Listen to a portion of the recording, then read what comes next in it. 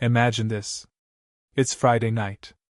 You sit down after a long week, ready to relax. You open Netflix. And now you're scrolling. 10 minutes later, still scrolling. 20 minutes later, still scrolling. You've watched nothing, you're frustrated, and now it's too late to even start a movie. Congratulations. You've just lived through the paradox of choice. Today, we're diving deep into the weird, surprising, and honestly kind of tragic reality of modern life. More options are supposed to make us happier, but somehow, they're making us miserable. How did this happen? Is it just us being indecisive?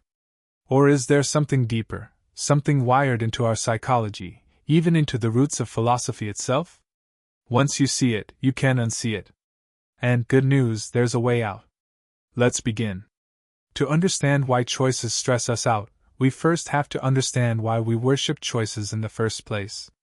Freedom. It's one of humanity's most powerful dreams. From the American Revolution to the fall of the Berlin Wall, the story of human progress has been about expanding freedom. And at the heart of freedom is choice.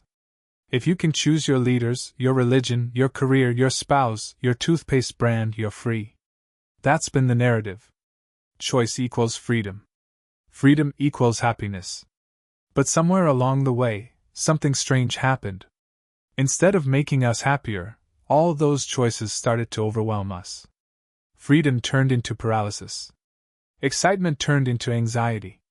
Possibility turned into regret. This is not just a random glitch in the human brain. It's a deep, predictable, psychological phenomenon. And to understand it, we need to explore how the human mind actually handles decisions. Let's start with one of the biggest culprits: decision fatigue. Our brains are not built for infinite decision making. Every choice you make throughout the day drains a little bit of your mental energy. Small choices. Big choices. They all add up. Studies have shown that judges, for example, are more likely to grant parole earlier in the day. Later on, when they're mentally exhausted, they default to the safest decision, which is often denying parole altogether. In daily life, decision fatigue leads us to snap decisions, irrational choices, or simply no choice at all. We just give up. And it gets worse. Because every decision you make isn't just a decision about what you want. It's a decision about what you're giving up. Opportunity cost. When you choose one thing, you're simultaneously not choosing everything else. And when there are 100 other possibilities staring you in the face, that sense of loss can be overwhelming. Even if you pick something great, you might still feel a strange sadness. A lingering regret. What if the other option would have been better? What if the movie you didn't watch was even funnier? What if the date you didn't swipe right on was your soulmate? More options mean more counterfactuals. More imagined scenarios. More regret. And then there's perfectionism. The idea that out there somewhere is the perfect choice. The perfect partner, the perfect house, the perfect job, the perfect sandwich. You just have to find it. Maximizers are people who always try to make the perfect choice. And research shows they are consistently less happy than satisficers, people who settle for good enough. When you're always looking for the best, no matter what you pick, part of you is haunted by the idea that you could have done better. You end up less satisfied, even when your actual outcome is objectively better. Choice becomes a burden. And that burden comes with something else. Responsibility. In a world of endless options, every bad outcome feels like your fault. You picked the wrong major. You dated the wrong person. You bought the wrong phone. If there were only 2 or 3 options, you could blame the world. But with 1,000 options? The only one to blame is yourself. This cocktail of exhaustion, regret, perfectionism, and self-blame is the paradox of choice. And it's everywhere. Think about shopping. 100 different brands of shampoo, each claiming to be the best. The result? You stand in the aisle paralyzed, doubting yourself, feeling frustrated. Maybe you just grab something randomly. Maybe you leave with nothing. Or online dating. Hundreds, thousands of profiles. In theory, endless choice should make it easier to find love. In practice, it often makes people pickier, more judgmental, and more uncertain. Every match feels disposable. Every person might be replaceable with a better one just a swipe away. Or entertainment.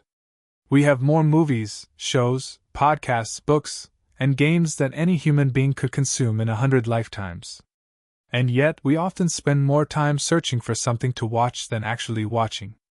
This isn't just personal frustration. It's a cultural phenomenon. And it hasn't always been this way. Historically, most human beings had very few choices. In work. In marriage. In life. It wasn't always better, but it was different. Today, the explosion of choice is unprecedented.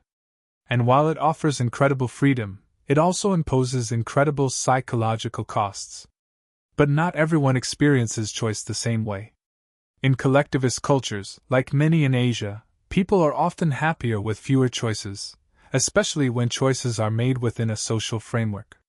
In these cultures, choosing for the group, or letting authority figures make choices, can actually feel liberating, not oppressive. Meanwhile, in individualistic cultures, like the United States, choice is deeply tied to identity. Choosing isn't just about picking a product. It's about defining who you are. And when identity itself is at stake, every choice feels heavier. More dangerous. More exhausting. Philosophers have seen this coming for centuries. Soren Kierkegaard wrote about the dizziness of freedom. The anxiety that comes not from lack of options, but from too many options. The terror of standing before infinite possibilities, not knowing which path to take. Jean-Paul Sartre said we are condemned to be free. That with freedom comes the unbearable weight of responsibility. In modern times, sociologists like Zygmunt Bauman have described liquid modernity, a society where everything is fluid, nothing is solid, and every identity is a choice, a performance, a costume to be changed. The modern self isn't given. It's chosen. And that sounds empowering. But it's also exhausting. If you're unhappy, it's your fault. You made the wrong choices. You picked the wrong self. No wonder so many people feel overwhelmed. But there is hope. There are ways to protect yourself from drowning in choice. The first strategy is satisficing. Instead of aiming for the perfect option, you aim for a good enough option. You pick a movie that looks decent instead of hunting endlessly for the perfect film. You pick a restaurant that seems good rather than reading 100 reviews. And it works. Satisficers are statistically happier, less stressed, and more satisfied with their lives. Another strategy is to impose artificial limits. Pick from the first 3 options you see. Give yourself 5 minutes to decide. Stick with your first instinct. These simple rules cut through the noise and protect your mental energy. Minimalism is another powerful approach. When you own fewer things, need fewer decisions, and focus on fewer goals, you reclaim clarity. You live deliberately, not reactively. Mindfulness helps too. Focusing on the present moment. Appreciating the choice you made, instead of obsessing over the choices you didn't. Gratitude turns attention away from what you lack to what you have. Finally, having clear values simplifies choice. When you know what matters most to you, many choices become obvious. Or irrelevant. You're not picking randomly among infinite options. You're following a compass. In the end, the goal isn't to eliminate choice. Choice is beautiful. Freedom is beautiful. The goal is to choose what matters. Deliberately. Joyfully. Lightly. Because life isn't about finding the perfect option. It's about finding meaning. And meaning doesn't come from having everything. It comes from choosing something. Even when the world offers you everything, true happiness comes from the few things, and people, you choose to love fully. Choose wisely. And then let go.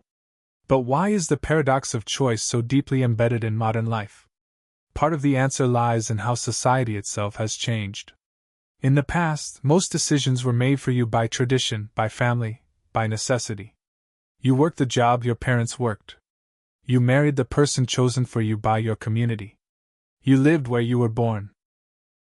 Today, the individual is king. You are told you can be anything, love anyone, live anywhere, believe anything.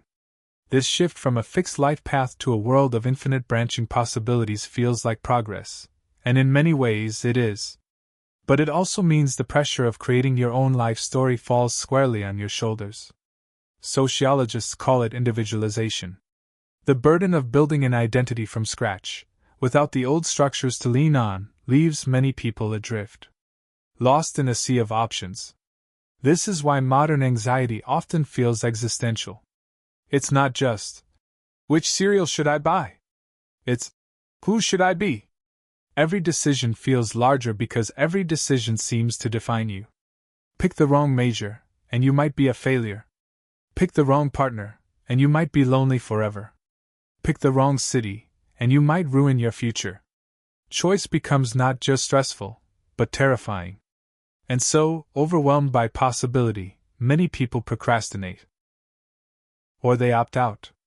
Or they drift, paralyzed by fear of making the wrong choice. Psychologists call this decision avoidance. When the stakes feel too high, doing nothing feels safer. But inaction has a cost too. Regret. Not just the regret of making a bad choice, but the regret of making no choice at all. Barry Schwartz, the psychologist who coined the phrase, the paradox of choice, puts it bluntly.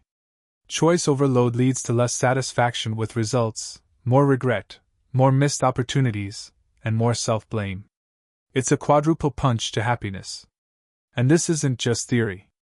There's hard evidence behind it. In one famous study, participants were shown either 6 types of gourmet jam or 24 types. When given only 6 options, 30% made a purchase.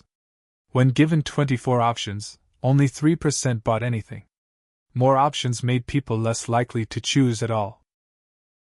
Another study asked people to rate their satisfaction with choices they made, like choosing jeans or buying a car.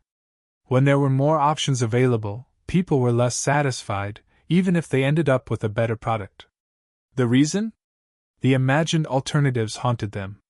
And the more vivid the alternatives, the more painful the imagined loss. This is counterfactual thinking. Our brains simulate the paths not taken. And those simulations can hurt just as much as real failures. We are not just rational utility calculators, weighing options and picking the best one. We are emotional, imaginative beings, prone to regret, self-doubt, and endless comparison. In a world of infinite options, our imaginations torture us. And that's not even the end of it. There's another deep psychological mechanism at play. Loss aversion. Research shows that losses hurt about twice as much as equivalent gains feel good. So when we choose one option and lose all the others, our brains feel that loss sharply. Even if the option we chose is fantastic, the sense of losing what we didn't choose can diminish our joy.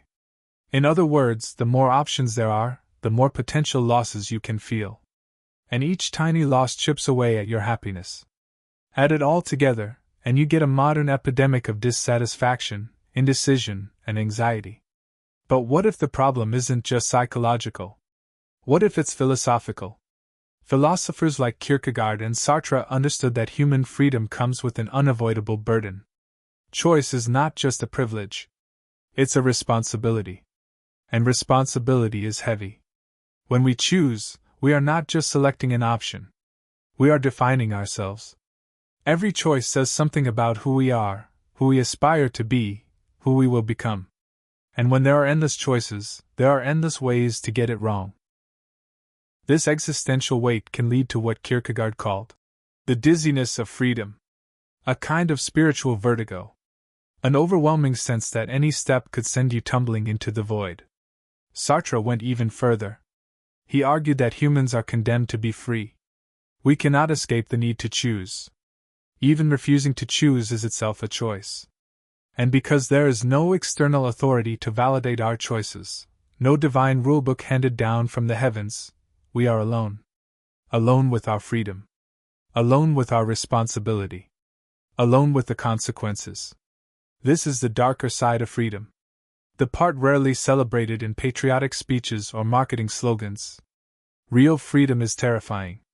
And it's made even more terrifying by the illusion that with enough choices, we can engineer a perfect life. We are promised by advertising, by social media, by the culture around us that happiness is just one more smart choice away. Pick the right phone, the right diet, the right skincare routine, the right self-improvement book, and you will finally be whole. And when that doesn't happen, when happiness remains elusive, we blame ourselves. Clearly, we made the wrong choice. Clearly, we are the problem. This endless self-blame fuels a vast and profitable industry. The optimization industry. Courses, books, apps, gadgets, all promising to help you choose better, live better, be better. And so the cycle continues. More choices. More pressure. More regret. It's a hamster wheel made of good intentions and bad psychology. And the only way off the wheel is to reject its premise. To understand that happiness does not come from making perfect choices. It comes from making choices that align with your values.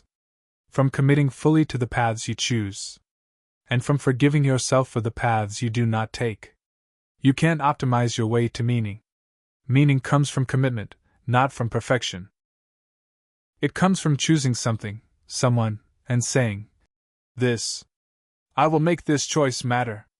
Meaning comes from love, from loyalty, from craftsmanship, from devotion. Not from endless comparison shopping for a better life. And ironically, the fewer choices you entertain, the deeper your commitments can grow. When you stop asking, "Could I have done better?" you can finally enjoy what you have. And when you stop chasing the illusion of perfect choice, you can start living fully in the choices you make. Because life isn't a shopping mall. It's a journey. A story. A dance. And the meaning of a dance isn't to find the perfect step. It's to dance. Even when the steps are messy. Even when you trip. Even when you're not sure if you're doing it right. The only way to lose is to stand still, paralyzed by possibility. The only way to win is to move, to choose, to live. And when you understand that, the paradox of choice loses its power. Because you realize that the only choice that truly matters is to keep choosing. With heart. With courage. With love.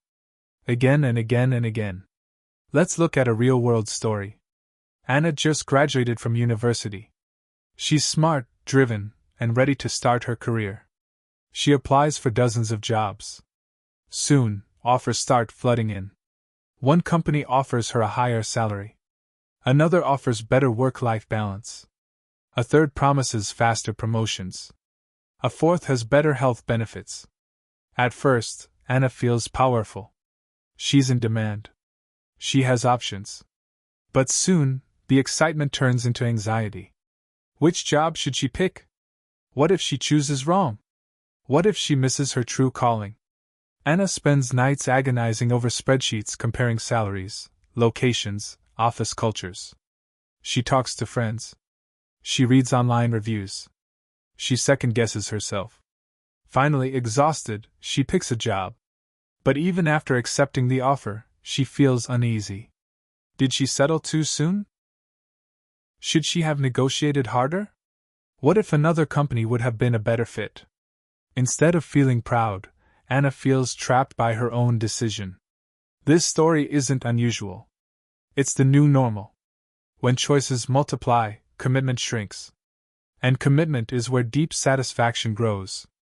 Without it, life feels like an endless series of shallow decisions, each one hollowed out by the fear of missing something better. And nowhere is this more visible than in modern dating. Apps like Tinder promise endless possibilities. Swipe left, swipe right, swipe again. Every match feels like a new opportunity. Every date feels replaceable. And yet, studies show that people who meet through dating apps often feel less satisfied with their relationships. They doubt their choices more. They wonder if someone better was just one more swipe away. This phenomenon is called the tyranny of choice. Too many options dilute commitment. And without commitment, relationships struggle. Because love is not about finding the perfect person. It's about choosing someone and building something together over time. Another arena where the paradox of choice hits hard is entertainment. Once upon a time, you turned on the TV and watched whatever was playing. Today, you open Netflix, Disney Plus, Hulu, Amazon Prime, YouTube, and face thousands of options. And studies show that the more time you spend searching for something to watch, the less satisfied you are with what you end up choosing. It's called choice overload. The search itself becomes exhausting. And exhaustion poisons enjoyment. The same thing happens with shopping. Online stores show you endless models, endless features, endless brands. You want to buy a simple pair of headphones. 3 hours later, you're buried in product reviews, YouTube unboxings, Reddit threads. And even after making your purchase, you're haunted by the idea that maybe, just maybe, there was a better pair you missed.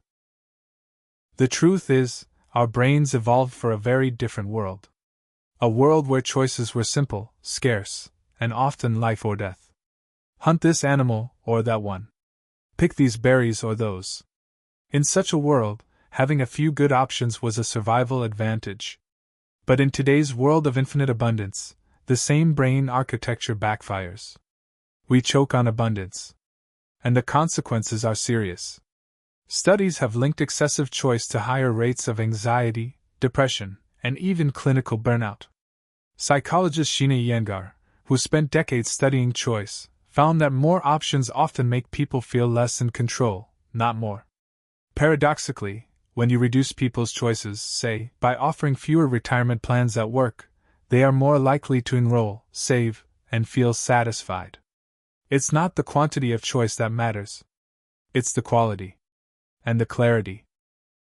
When choices align with values and purpose, they empower us. When they are arbitrary, endless, and shallow, they drain us. Different cultures understand this in different ways. In the West, especially in America, freedom is equated with maximum personal choice. The more options you have, the freer you are presumed to be. But in many Eastern cultures, freedom is understood differently. True freedom is not the power to choose anything. It's the ability to harmonize your choices with your community, your duty, your values. In Japan, for example, there is often less emphasis on radical individualism and more on fitting into the social fabric.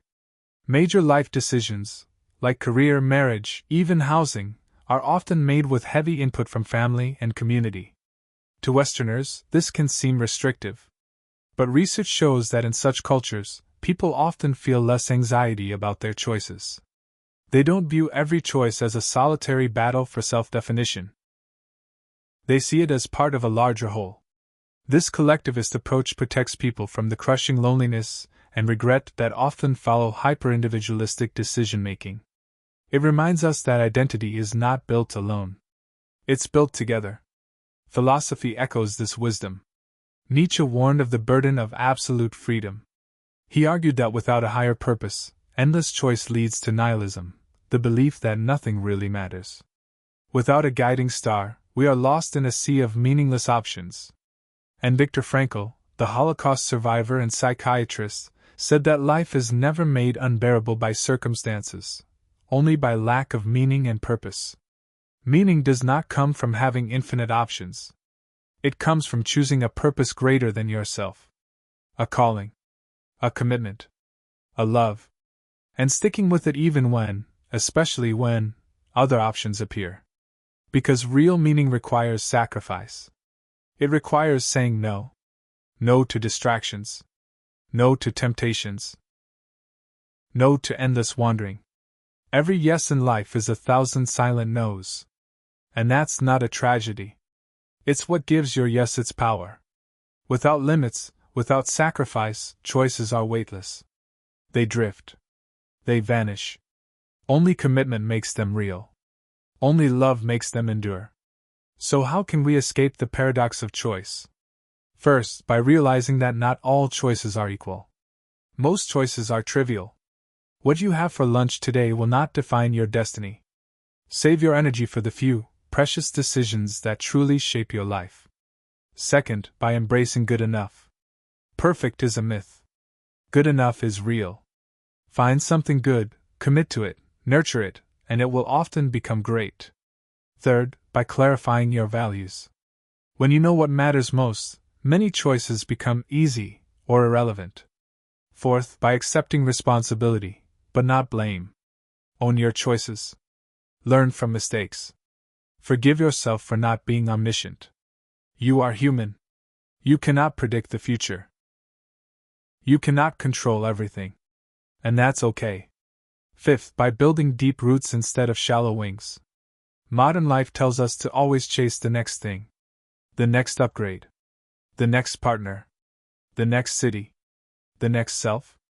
But wisdom says, sometimes the greatest growth comes not from moving but from staying, from committing, from deepening.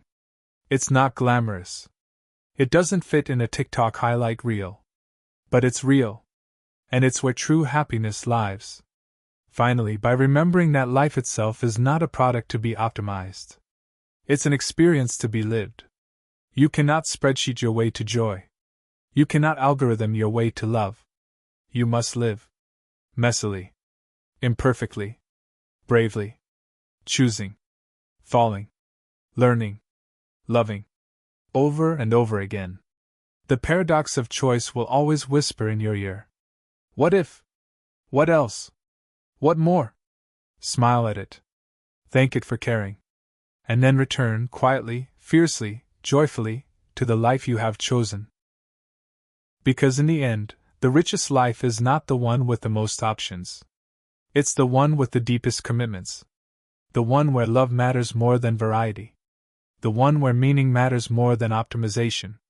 The one where, faced with endless possibilities, you still dare to choose. And choose. And choose. Until the choosing itself becomes a kind of grace. A kind of art. A kind of love. But the struggle with choice is not new. Even the ancient Greeks wrestled with it. The philosopher Socrates famously said, "The unexamined life is not worth living." But the examined life, a life filled with deliberate choices, is not always easy either. In Greek mythology, there's a story about the hero Odysseus. Sailing home from war, he must pass between two monsters, Scylla and Charybdis. Sail too close to one, and you die. Sail too close to the other, and you die. There is no perfect path. Only the least disastrous one. Choice, in ancient thought, was often tragic. Every path demands a price. Every decision carries risk. The Romans, too, understood the burden of decision. The Stoic philosophers, like Seneca and Marcus Aurelius, taught that external events are largely outside our control. We should focus not on perfect choices, but on perfect character. Make your choice. Accept the outcome. Maintain your inner peace. This ancient wisdom reminds us, happiness is not getting exactly what you want. It's wanting what you get, and responding to it with virtue. In the Middle Ages, choices were few. Your birth largely determined your destiny. Peasant, knight, merchant, noble, you inherited your role. Today, we see that as oppression. And it often was. But it also meant people spent less time agonizing over their life paths. When life is a single road, you walk it. When life is an endless highway of exits, you hesitate. Freedom without guidance can become a maze without walls. Modern behavioral economists, like Daniel Kahneman and Amos Tversky, showed just how irrational humans are when faced with choice. In one experiment, participants were given two choices: a sure gain of $500, or a 50% chance to win $1,000. Most people chose the sure gain. But when framed as a loss, a sure loss of $500 or a 50% chance of losing $1,000, people gambled. Even though mathematically the options were identical. It wasn't the outcome that changed. It was the perception. How you frame choices, gain or loss, abundance or scarcity, changes how people react. Marketers know this intimately. They don't just offer you products. They offer you the illusion of choice. Limited time offers. Exclusive memberships. Customized options. The goal is not to give you true freedom. It's to create the feeling of urgency, scarcity, personalization. When you feel overwhelmed by choices, you are more vulnerable to emotional appeals. When you feel you might lose something, a sale, a trend, a status boost, you act impulsively. Marketers manipulate the paradox of choice to push you toward decisions you might not otherwise make. And the internet supercharges this effect. Algorithms track your preferences. Ads follow you across platforms. Options are curated, tailored, engineered. You think you are choosing freely. But often, your attention and your money are being guided invisibly. Understanding this doesn't mean you have to become cynical. It means you have to become conscious. Ask yourself, is this my true desire? Or is it a desire planted in me by someone else? Is this choice nourishing my life? Or distracting me from it? Because choice, at its best, is sacred. It is the birthright of a conscious being. It deserves reverence, not haste. One of the simplest ways to reclaim your power over choice is to practice voluntary constraint. Give yourself fewer options on purpose. Buy fewer clothes, but better ones. Eat fewer foods, but savor them more. Have fewer acquaintances, but deeper friendships. Simplify. Clarify. Prioritize. Not because life is about deprivation, but because attention is precious. Focus is sacred. You cannot drink from every stream. You must choose where to plant your roots. And if you choose wisely, life becomes richer, not poorer. There's an old parable about a traveler lost in a dense forest.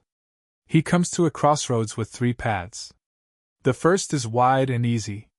The second is narrow and rocky. The third is overgrown, almost invisible. The traveler stands there for hours, paralyzed. He imagines where each path might lead. He worries about choosing wrong. He fears regret. Finally, an old monk appears and asks him, "Why do you stand here?" The traveler says, "I am afraid of choosing wrong." The monk smiles gently and says, "All paths are wrong if you walk them without heart. And all paths are right if you walk them with love." The traveler, realizing the truth, closes his eyes, listens to his heart, and steps forward. He does not know where the path leads, but he knows he will walk it fully. And that is enough. This is the real secret of choice.